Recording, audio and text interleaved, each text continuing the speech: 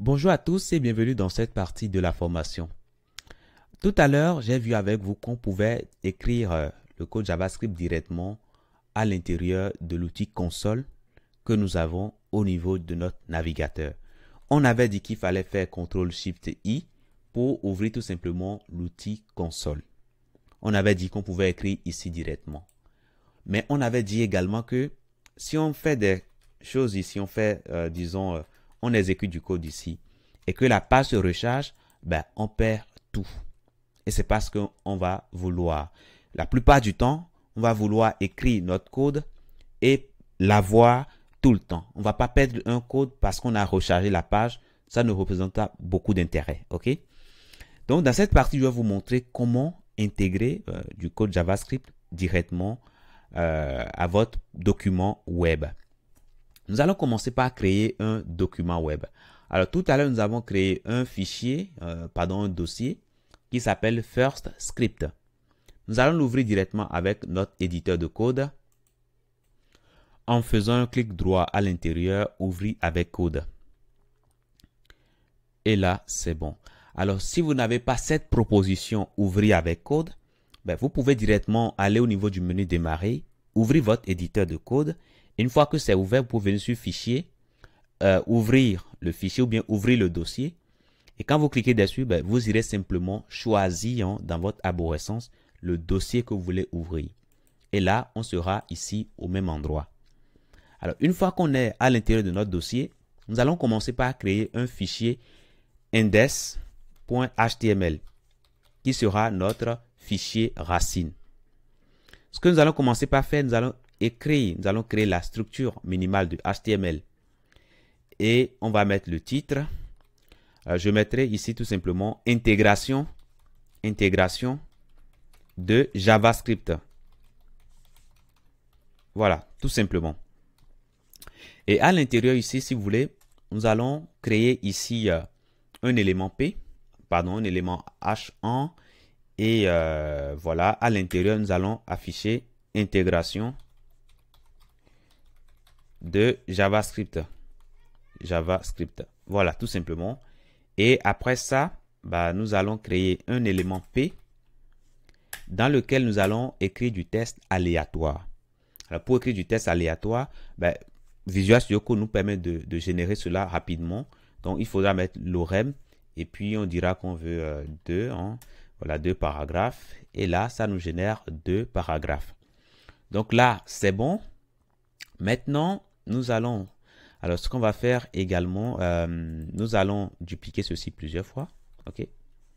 Voilà, on duplique plusieurs fois. Et là, je trouve que c'est bon comme ça. Maintenant, pour lancer l'affichage de ceci, nous allons venir en bas ici sur Go Live. J'espère que vous avez téléchargé voilà, cette extension-là. Donc, nous allons cliquer sur Go Live ici. Et là, ça va lancer directement l'affichage de notre document web. Et voilà son affichage. Donc, pour l'instant, voilà, rien d'extraordinaire. Maintenant, pour intégrer du code JavaScript à un document web, il y a plusieurs façons de faire.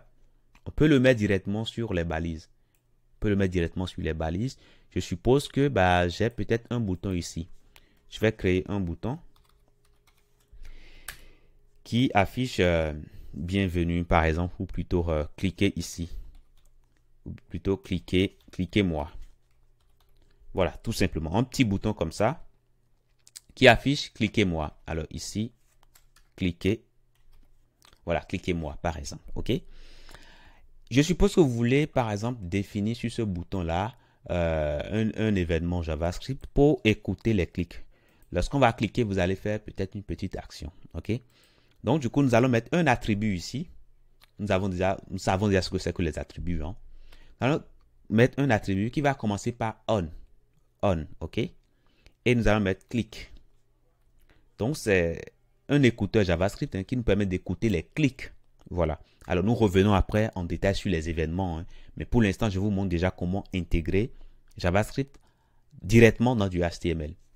Donc, une fois qu'on met notre attribut ici, il faut mettre tout simplement les deux codes que nous avons là. Et à l'intérieur, maintenant, on va pouvoir écrire du code JavaScript. Alors, qu'est-ce qu'on veut faire ici? Je suppose que nous voulons afficher dans la console. On veut afficher tout simplement button, ou plutôt le bouton a été cliqué. On veut afficher ça par exemple. Donc pour afficher dans la console, il y a une fonction que je vais vous montrer qui s'appelle log, qui s'utilise sur console. Donc on va mettre ici console.log, voilà, pour dire que nous voulons afficher quelque chose dans la console. Et à l'intérieur ici, nous allons mettre le message que nous voulons afficher.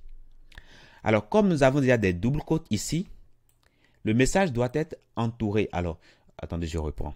Ici, nous allons mettre le message que nous voulons afficher. Le message doit rester entre des quotes. OK? À partir du moment que vous voulez taper plusieurs caractères, il faudra utiliser des quotes. Et comme nous avons double quote ici, ça dit qu'on ne peut pas utiliser de quote ici. OK? Sinon, on aura des difficultés. Donc, on va mettre de simple quote tout simplement. Et à l'intérieur, on peut afficher par exemple le bouton a été cliqué. Le bouton a été cliqué. Tout simplement. OK? Voilà. Donc, si je reviens ici, je vais tout simplement ouvrir ma console en faisant CTRL-SHIFT-I ou plutôt clic droit, inspecter. OK? Et je viens sur console ici. Alors, une fois dans ma console ici, qu'est-ce que je vois? Alors, Five Server ici, bon, ça c'est généré par Five Server. Ça ne concerne pas vraiment nous ce que nous on fait. OK? Maintenant, si je clique sur le bouton ici, je clique là-dessus, qu'est-ce que je vois? Ben, je vois que ça m'affiche ici dans la console, le bouton a été cliqué. Quand je clique une deuxième fois, vous voyez que j'ai ici 2. Si c'est la même ligne, si c'est la même chose qui est répétée, ben, en gros, dans la console, si vous ne voyez pas plusieurs fois, mais vous voyez ici le nombre ici. OK? Voilà. Ça dit qu'on a exécuté ceci 2 fois. Et ça nous indique en plus que ben, cette ligne, ce qu'on a affiché ici, ben, ça provient du fichier index. Ça provient de la ligne 14. OK? Voilà. Donc, quand on va cliquer autant de fois, ben, on aura tout simplement autant de fois l'affichage. Donc, voilà comment on peut intégrer directement du code JavaScript à l'intérieur d'un document web. Mais cette façon de faire là, c'est une façon à éviter. C'est une manière à éviter. Pourquoi? Imaginez que vous mélangez votre document HTML avec du JavaScript. Vous mélangez tout comme ça.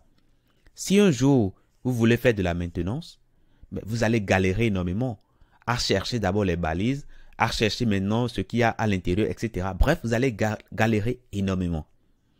Donc, c'est une façon de faire qui marche, mais à éviter à coup sûr. OK? À éviter, voilà. Il ne faut pas utiliser cette façon de faire. Donc, voilà pour ce que je tiens à vous dire dans cette partie. Dans la prochaine partie, nous allons continuer voir les autres manières d'intégrer du JavaScript à un document web.